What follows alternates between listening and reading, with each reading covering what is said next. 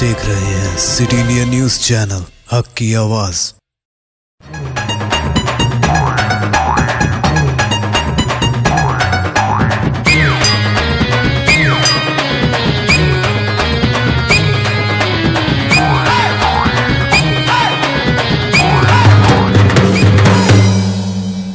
అందరికి దండాలలో గుర్తుపట్టిరా నేను మీ ఖతర్నాక్ కాంతమ్మని మంచిగున్నారా రోజులాగానే గియ్యాలు కూడా మంచి మంచి కబుర్లు తెచ్చిన కవేందో ఇప్పుడు షురు చేద్దాం।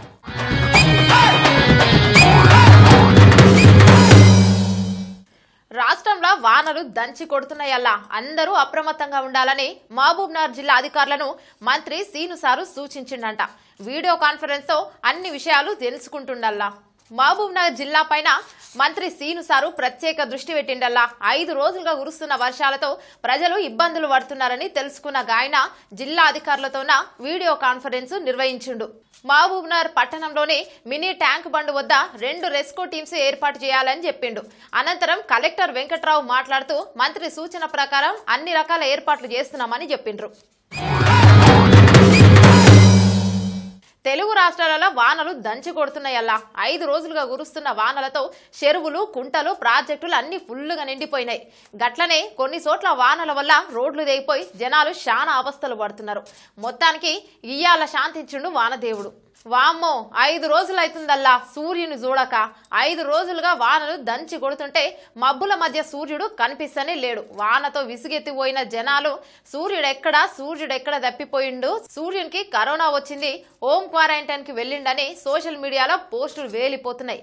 ఇక గా ముచ్చట గట్ల పెడితే 5 రోజులుగా వానలు జోరుగా కురుస్తుంటే చెరువులు గుంటలు అలుగులు వారంగా వాగులు పొంగి ప్రవహిస్తున్నాయి। ముందుగా గోదావరి నది పక్కకు ఉండేటోళ్లను అధికారులు భద్రంగా అని చెప్పిండ్రు। గుబ్బలమంగి వాగు ఉధృతంగా ప్రవహిస్తుండటంతో భద్రాచలంలోని పర్ణశాల వద్ద సీతమ్మ నారశీలల ప్రాంతం నీట మునిగిపోయిందంట। గోదావరి 54 అడుగులు దాటి ప్రవహిస్తున్న నేపథ్యంలో అధికారులు భద్రాచలం వద్ద 3వ ప్రమాద హెచ్చరిక కూడా జారీ చేసిరంట। గట్లనే ఏపీల ప్రకాశం బ్యారేజ్ గేట్లెత్తి సముద్రంలోకి నీళ్లు వదులుతున్నారల్లా। ఈసారి గణపయ్య పండుగను ఘనంగా జరపడం కష్టమేనల్లా। మాయదారి కరోనాతో ప్రజలు ఇంటి వద్దనే గణపయ్యను పూజించుకోవాలని, బహిరంగ ప్రదేశాలలో విగ్రహాలు పెట్టొద్దని పోలీసులు చెప్పిండ్రు। జనాల బాగు కోసమే మేం చెప్తున్నామని అందరూ అనుకుంటేనే అవుతుందని కూడా చెప్పిండ్రు। తెలంగాణలో కరోనా కేసులు పెరుగుతున్నాయి కానీ అస్సలు తగ్గుతలేవు। ఇప్పటికే గణపయ్య పండుగ దగ్గరకు వచ్చింది। పిల్లా జల్లా అంతా కలిపి చందాలు వసూలు చేసి విగ్రహాలు కొనే టైం కానీ కరోనా కాలంతో గణపయ్యకు కూడా కష్టాలు తప్పడం లేదల్లా। ప్రజల క్షేమం కోసం సర్కారు కీలక నిర్ణయం తీసుకుంది। వినాయక చవితి ఉత్సవాలను ఇంట్లోనే చేసుకోవాలని ప్రజలకు చెప్పింది। బహిరంగ ప్రదేశాలలో విగ్రహాలు ఏర్పాటు చేయొద్దని, ప్రజల ఆరోగ్యం సంరక్షణే తమకు ముఖ్యమని ప్రభుత్వం అంటుంది। గట్లనే మోహరం పండుగను కూడా ఇంట్లోనే జరుపుకోవాలని సూచించారు। ఇట్లా జరుపుకోవడం మీ జీవితం మీ కుటుంబంతో పాటు దేశానికి కూడా చాలా ముఖ్యమని, మనం తీసుకునే చిన్న చిన్న జాగ్రత్తలు మనల్ని సురక్షితంగా ఉంచుతాయని సర్కారోళ్ళు చెప్తుండ్రు।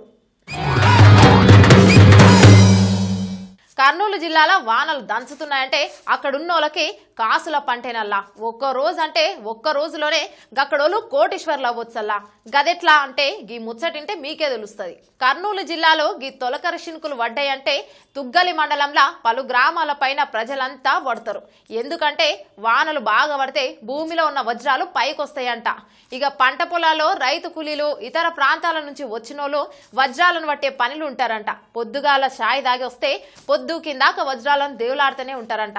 ఎవరికైతే వజ్రం దొరుకుతుందో ఇక వాళ్లకు పండుగే పండుగ। వజ్రం దొరికిన వాళ్ళకు వ్యాపారులే ఆఫర్లు ఇచ్చి మరీ కొంటారంట। ఇప్పటికే ఓ కూలికి 6 లక్షల విలువ చేసే వజ్రం దొరికిందంట పోరి। వామ్మో ఇదేదో బాగుందల్లా। ధోని సారు ఇండియన్ క్రికెట్ లో ఓ మైలురాయని, అన్ని రకాల ప్రపంచ కప్పులను మనకు అందించిన లెజెండ్ అని, చాలా మంది టాలెంట్ ను ప్రోత్సహించి ముందుకు నడిపించిన నాయకుడు। కానీ ఎందుకో ఏమో గానీ ధోని సారు ఎవ్వరికి చెప్పకుండా క్రికెట్ నుంచి తప్పుకుంటున్నట్లుగా చెప్పడంతో అందరూ ధోనికి ఏమైంది అని అంటున్నారు। అంతర్జాతీయ క్రికెట్ కు గుడ్ బై చెప్పిన ధోని సారు అందరినీ ఎంతో పరేషాన్ చేసిండ్రు పోరి। గాయనకు ఇలా ఎవ్వరికి చెప్పకుండా ఎందుకు నిర్ణయం తీసుకున్నాడో అర్థమైతలేదని అందరూ బాధలో ఉండిపోయిండ్రు। తాజాగా ధోని సారు తన ఇన్స్టాగ్రామ్ ఖాతాలో ఓ పాటను పోస్ట్ చేసిండు. కబీ కబీ అనే బాలీవుడ్ సినిమాలోని మైపల్ దోపల్ కా షాయర్ అనే పాటను వినిపించి, నేను 2 నిమిషాల కవిని, నాది ఓ చిన్న ప్రయాణం, నాలా ఎందరో వచ్చిరు వెళ్ళిరు అంటూ అందులో 4 నిమిషాల పాటతో రూపొందించిన వీడియోను గాయన పోస్ట్ చేసిండు. ఏదేమైనా ధోని సార్ చాలా భావోద్వేగపరితంగా ఈ వీడ్కోలు పాటను పోస్ట్ చేసిరని క్రీడా ప్రేమికులందరూ అంటారు.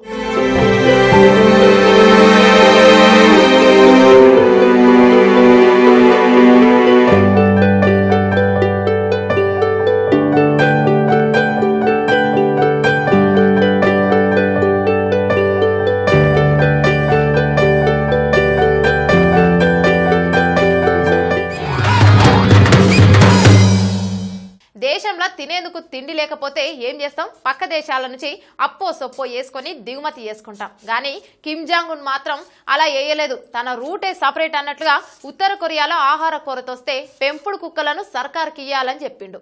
ఉత్తర కొరియా అధినేత కిమ్ జాంగ్ ఉన్ అంటే దాదాపుగా అందరికీ తెలిసేనల్లా. ఎందుకంటే ఆయన తీసుకునే నిర్ణయాలు గట్లుంటాయి. మళ్ళా కిమ్ దేశంలో తినేందుకు తిండి లేక జనాలు చాలా ఇబ్బందులు పడుతున్నారని, దీంతో ఆయన ప్రజలు తమ పెంపుడు కుక్కలను అప్పగించాల్సిందిగా ఆదేశించిండట. ఎవరైనా గాని పెంపుడు కుక్కను పెంచితే అది జాతీయ చట్టానికి వ్యతిరేకమని హుకుం జారీ చేసిండట కిమ్ సారు. కిమ్ ఆదేశాలిస్తే ఇక అంతే సంగతులు. దీంతో అధికారులు పెంపుడు కుక్కలున్న ఇళ్లను గుర్తించి వాటిని పట్టుకునేందుకు తీవ్ర ఇబ్బందులు పడుతున్నారంట. కుక్క మాంసం వంటకాలు విక్రయించే రెస్టారెంట్లకు తరలించి సారు జనాల ఆకలి తీరుస్తాను అనుకుంటున్నారో ఏమో. కుక్క మాంసం తినడం అక్కడ ఎప్పటి నుంచో ఉంది. అయితే కుక్క మాంసం తినే అలవాట్లు దక్షిణ కొరియాలో క్రమంగా తగ్గిపోతుండగా కిమ్ మాత్రం ఆహార కొరత నేపథ్యంలో పెంపుడు కుక్కలపై వడ్డరని జంతు ప్రేమికులు సార్ పైన చిర్రుబుర్రులాడుతున్నారు. ఇగో ఇవి ఈ ఆల్టి ముచ్చట్లు. మంచిగున్నాయిలే. మళ్ళా రేపు కూడా మంచి మంచి ముచ్చట్లతోన మళ్ళా మీ ముందుకు వస్తా. అంతవరకు ఉంటాయిగా.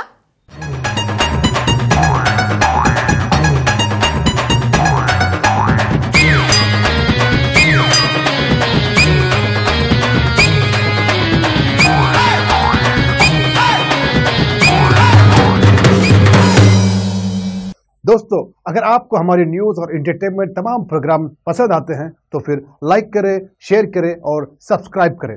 और हाँ, बेल आइकॉन दबाना ना भूलें ताकि आप हमारी हर न्यूज और हर एंटरटेनमेंट प्रोग्राम से अपडेट रहें। देखते रहिए सिटी इंडिया न्यूज, हक की आवाज।